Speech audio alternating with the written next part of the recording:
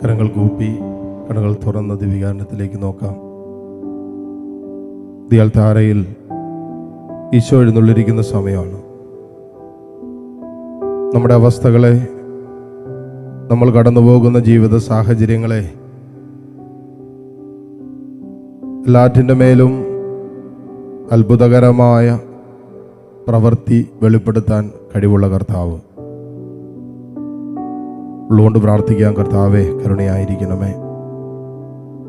എൻ്റെ ജീവിതത്തിൻ്റെ മേലും കുടുംബത്തിൻ്റെ മേലും പ്രാർത്ഥിച്ചുകൊണ്ടിരിക്കുന്ന എല്ലാ വിഷയങ്ങളുടെ മീതെയും കർത്താവേ നിൻ്റെ കരുണ വർഷിക്കണമേ എന്ന് നമുക്ക് ആഗ്രഹിച്ച് പ്രാർത്ഥിക്കാം.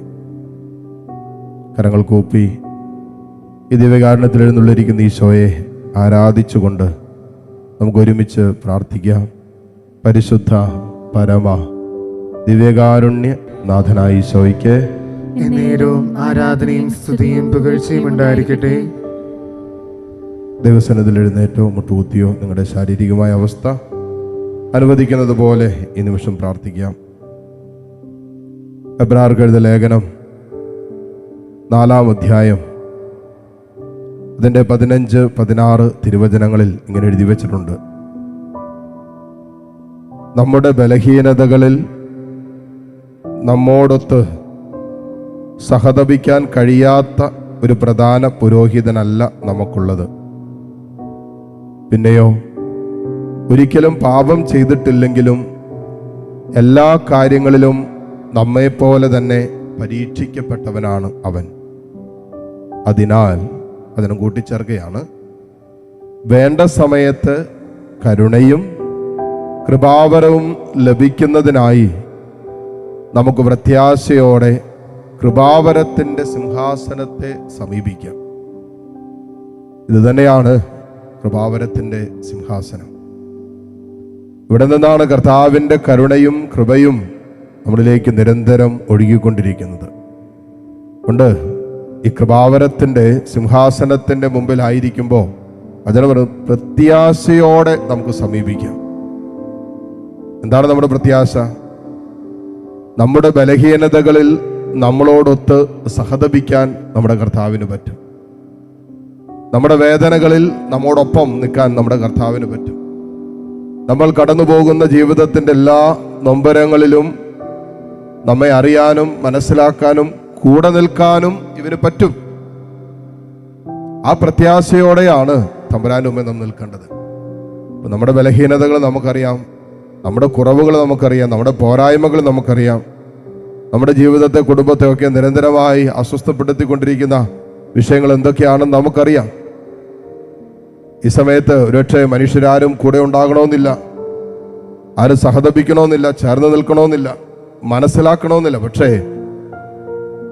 ഒരു മനുഷ്യജീവിതം കടന്നു പോകുന്ന സകല അനുഭവങ്ങളെയും മനസ്സിലാക്കാൻ കഴിവുള്ളവനാണ് ഇയാൾ ധാരയിൽ എഴുന്നള്ളിയിരിക്കുന്നത്. കാരണം അവൻ മനുഷ്യനായി ഈ ലോകത്ത് വന്ന് മനുഷ്യൻ്റെ എല്ലാ വേദനകളും അവൻ ഏറ്റെടുത്ത് കടന്നുപോയവനാണ്.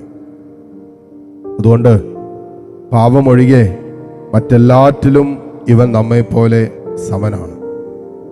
ഈശോ പരീക്ഷിക്കപ്പെട്ടവനാണ്. പ്രലോഭനങ്ങളുണ്ടായി ഈശോയ്ക്ക്. ഈശോ നമ്മളെക്കാളും അധികം സഹിച്ചവനാണ്. അവൻ ഒറ്റിക്കൊടുക്കപ്പെട്ടവനാണ്, തിരസ്കരിക്കപ്പെട്ടവനാണ്. അവനെ ഭ്രാന്തനെന്ന് കൂടെ ഉണ്ടായിരുന്നവരും കൂട്ടുകാരും കൂടപ്പിറപ്പുകൾ പോലും വിളിച്ചതാണ്. അത്രമാത്രം ഒരു മനുഷ്യ ജീവിതത്തിൻ്റെ സകല സങ്കടങ്ങളുടെയും സംഘർഷങ്ങളുടെയും ഒക്കെ അനുഭവങ്ങളിലൂടെ ഈശോ കടന്നുപോയത് എന്തിനാണെന്നറിയാവോ? നമ്മുടെ ബലഹീനതകളിൽ അവൻ നമ്മോടൊപ്പം നിൽക്കും എന്ന് നമ്മെ ഓർമ്മപ്പെടുത്താനാണ്. മോളെ, മോനെ, നീ അനുഭവിക്കുന്ന അവസ്ഥ എന്തുവാകട്ടെ, നീ കടന്നു പോകുന്ന നിന്റെ പ്രശ്നങ്ങൾ എന്തുവാകട്ടെ, രോഗിയായിരിക്കാം. ആ രോഗാവസ്ഥകളുടെ നടുവിൽ വല്ലാത്ത ഒറ്റപ്പെടലും വല്ലാത്ത ഭാരവും സങ്കടമൊക്കെ നീ അനുഭവിക്കുന്നുണ്ടാകാം. ഒരുപക്ഷെ നിന്റെ ജീവിതത്തിൽ നീ എത്തേണ്ട, നീ ആഗ്രഹിച്ച ജീവിത സാഹചര്യങ്ങളിലെങ്ങും നീ എത്തിയിട്ടില്ലായിരിക്കാം. അതിൻ്റെ നിരാശയും ആകുലതകളും ഭാവിയെക്കുറിച്ചുള്ള സങ്കടങ്ങളൊക്കെ നിന്നെ അലട്ടുകയും വേട്ടക്കാടുകയൊക്കെ ചെയ്യുന്നുണ്ടാകാം. അത് ഈശോയ്ക്ക് മനസ്സിലാക്കാൻ പറ്റും. ഒരുപക്ഷെ നിന്റെ കുടുംബത്തെ, കുടുംബാംഗങ്ങളൊക്കെ ഓർത്ത് നിരന്തരം മാനസികമായി വിഷമിക്കുകയും വേദനിക്കുകയും ഒക്കെ ചെയ്യുന്നുണ്ടാകാം.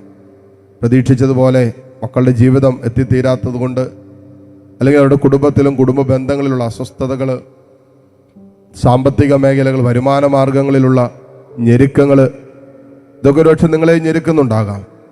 മോനെ ഈ അനുഭവങ്ങളിലും നിന്റെ ഈ എല്ലാ ബലഹീനതകളിലും നിന്നോടൊത്ത് നിൽക്കാൻ, നിന്നോട് ചേർന്ന് നിൽക്കാൻ കഴിവുള്ളവൻ ഈ അൾത്താരയിലുണ്ട്.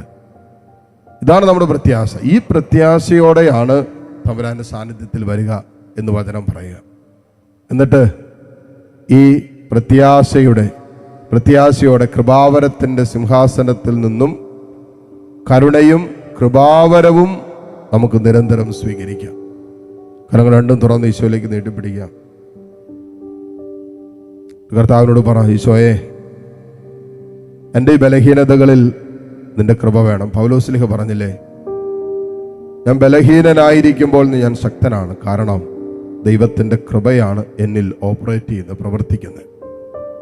കർത്താവ്, ഈ ബലഹീനതകളിൽ വീണു പോകാതിരിക്കാൻ, തകർന്നു പോകാതിരിക്കാൻ, തളരാതിരിക്കാൻ എനിക്ക് നിന്റെ കൃപ വേണം. ആ കൃപാവരത്തിൻ്റെ സിംഹാസനത്തിൻ്റെ ചാരയാണല്ലോ മക്കളെ നിൽക്കുന്നത്.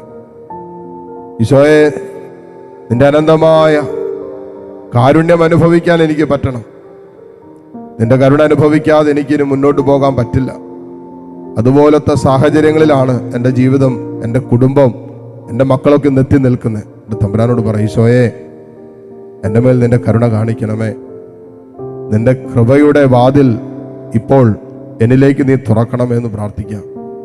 കരങ്ങൾ തുറന്ന് ഈശോയിലേക്ക് നീട്ടിപ്പിടിച്ച് വചനം പറയുന്നത് പോലെ, അതിനാൽ വേണ്ട സമയത്ത്, നിനക്ക് വേണ്ട സമയത്ത് കർത്താവിൻ്റെ കരുണ ആവശ്യമുള്ള, കൃപ ആവശ്യമുള്ള സമയമാണിത്. അത്ര കണ്ട് ബലഹീനമായി നിന്റെ മനസ്സും ശരീരവും ആത്മാവൊക്കെ നിൽക്കുന്ന സമയമാണ്. വേണ്ട സമയത്ത് കൃപയും കരുണയും സ്വീകരിക്കുന്നതിനായി നമുക്ക് പ്രത്യാശയോടെ കൃപാവരത്തിൻ്റെ സിംഹാസനത്തെ സമീപിക്കാം. കർത്താവേ, ഈ മക്കളോട് ചേർന്ന് കൃപയ്ക്കായി ഞങ്ങൾ പ്രാർത്ഥിക്കുന്നു, കരുണയ്ക്കായി ഞങ്ങൾ പ്രാർത്ഥിക്കുന്നു. ഞങ്ങളുടെ മേലും ലോകം മുഴുവൻ്റെ മേലും ഇപ്പോൾ ഈ ശുശ്രൂഷയിൽ ലോകമെമ്പാടും ഇരുന്ന് പങ്കുചേർന്നു കൊണ്ടിരിക്കുന്ന എല്ലാ മക്കളുടെ മേലും തമ്പുരാനെ നിന്റെ കരുണ വർഷിക്കണമേ എന്ന് പ്രാർത്ഥിച്ചുകൊണ്ട് ഇരുകരങ്ങളും ഈശോയിലേക്ക് നീട്ടിപ്പിടിച്ച് താഴ്ന്ന സ്വരത്തിൽ കർത്താവിനെ ഏതാനും നിമിഷം സ്തുതിച്ച് പ്രാർത്ഥിക്കട്ടെ. ഹല്ലേലൂയ, ഹല്ലേലൂയ, ഹല്ലേലൂയ. യേശുവേ, ആരാധന, ആരാധന, ആരാധന, ആരാധന. കർത്താവേ, നിന്നെ ഞങ്ങൾ ആരാധിക്കുന്നു. ഈശോയെ, നിന്നെ ഞങ്ങൾ സ്തുതിക്കുന്നു. കർത്താവേ, നിന്റെ കരുണ ഞങ്ങളുടെ മേൽ വർഷിക്കണമേ. നിന്റെ കൃപയാൽ ഞങ്ങളെ നിറയ്ക്കണമേ. നിന്റെ കരുണയും നിന്റെ കൃപയും ആണല്ലോ ഓരോ നിമിഷവും ഞങ്ങളെ കൈപിടിച്ച് നടത്തുന്നത്. കർത്താവേ, ഞങ്ങൾ മനുഷ്യരാണ്, മാനുഷിക ബലഹീനതകളുള്ളവരാണ്, കുറവുകളുള്ളവരാണ്. കർത്താവേ, ഞങ്ങളുടെ ജീവിതത്തിന്റെ പല അനുഭവങ്ങളിലും പിടിച്ചു നിൽക്കാൻ പറ്റാതെ പോകുന്നവരാണ് ഞങ്ങൾ. യേശുവേ, നിന്റെ കരുണ വർഷിക്കണമേ. കർത്താവേ, നിന്റെ കൃപ വർഷിക്കണമേ.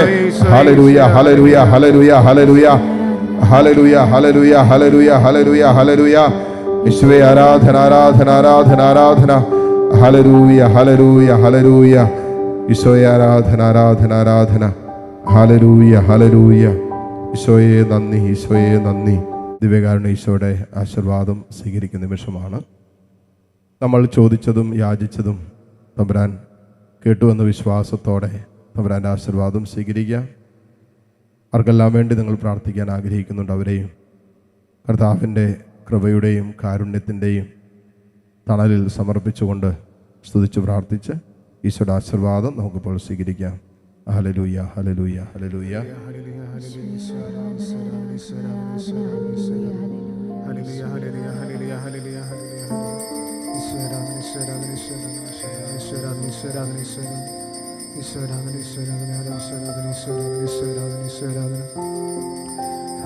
ഹല്ലേലൂയ.